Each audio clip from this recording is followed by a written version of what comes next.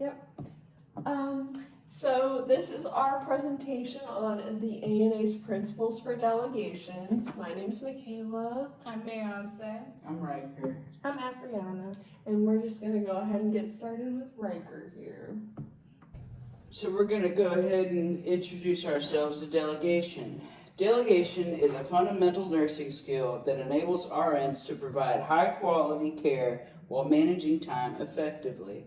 The ANA's guidelines serve as a framework for making delegation decisions in various healthcare settings.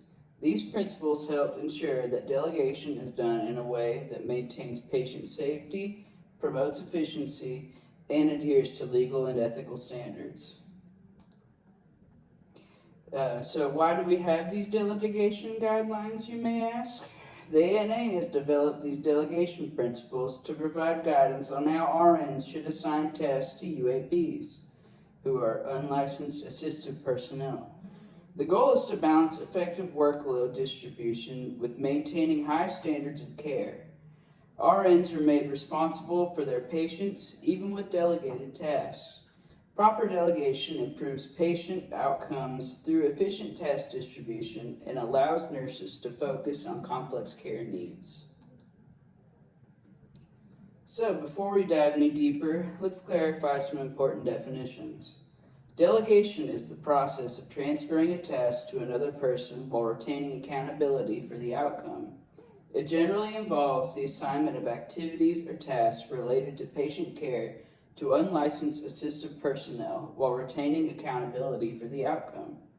Registered nurses cannot delegate responsibilities related to making nursing judgments, as UAPs do not have the authority to complete these actions. Authority is the right to act in areas where one is given and accepts responsibility. RNs have the authority to analyze assessments, plan nursing care, evaluate nursing care, and exercise nursing judgment. RNs are given authority through their licensure, which follows standards set through the Nurse Practice Act for nursing practice and patient protection. Supervision means overseeing the work of others, ensuring tasks are completed correctly. It involves the provision of guidance or direction, oversight, evaluation, and follow-up by the nurse for the accomplishment for a delegated task by an assistive personnel. It's also important to distinguish between responsibility and accountability.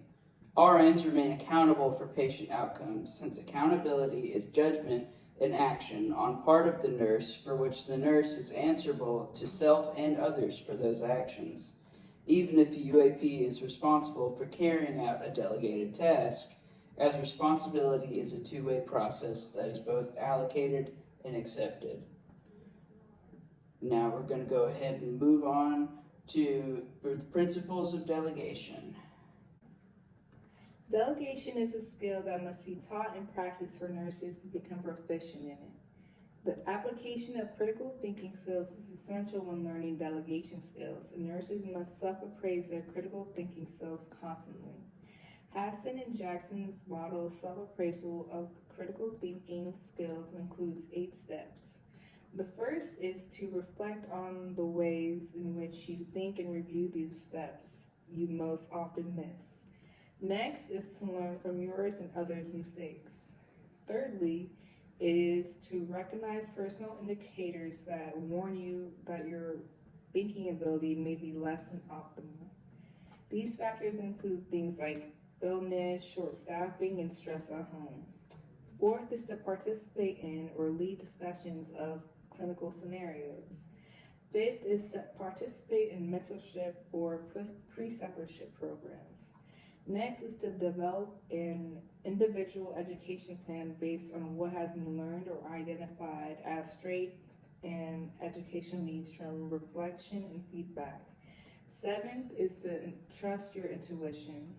Finally, use a model for creative thinking and problem solving to create habitual step-by-step critical thinking processes. It is important for RNs to not only critique themselves, but to receive feedback from others as well, and to evaluate patient outcomes based on performance of delegated tasks.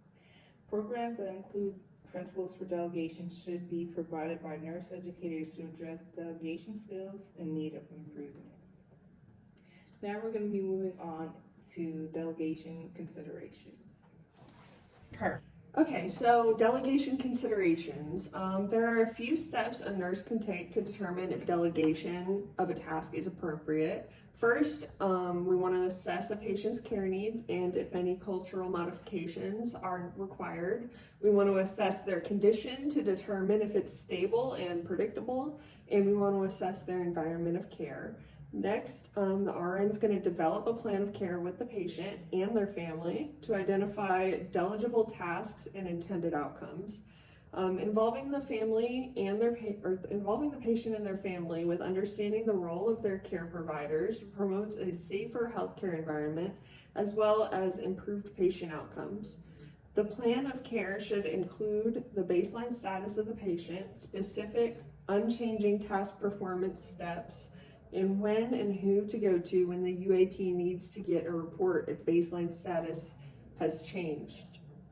Proper documentation should also be kept of any task requiring delegation. Move on. Okay.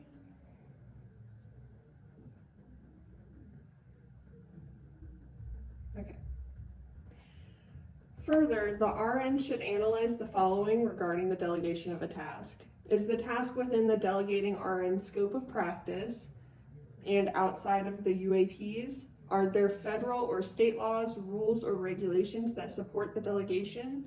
Does the employing agency of the delegating RN and the UAP permit this delegation?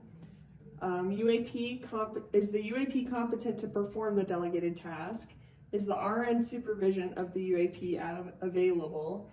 And further questions too. Questioning these aspects aids to further determine if the delegation of the task is appropriate for the RN. The RN should also monitor the implementation of a delegated task as needed.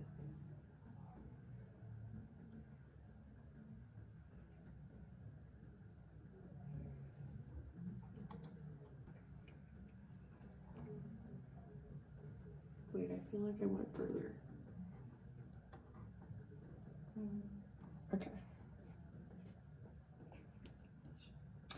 To conclude delegation considerations, evaluation is necessary after delegation of a task.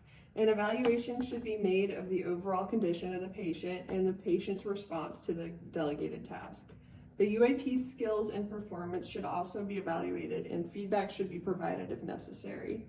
Actions should remain consistent with the ANA Code of Ethics for nurses, with interpretive statements, and the nurse and UAP must not engage in practices prohibited by law.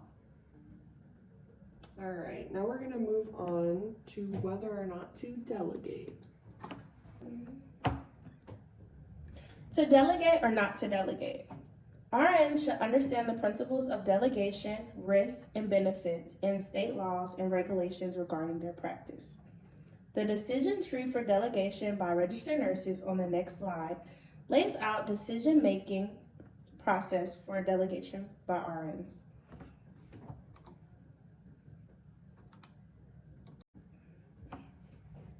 Delegation decision tree.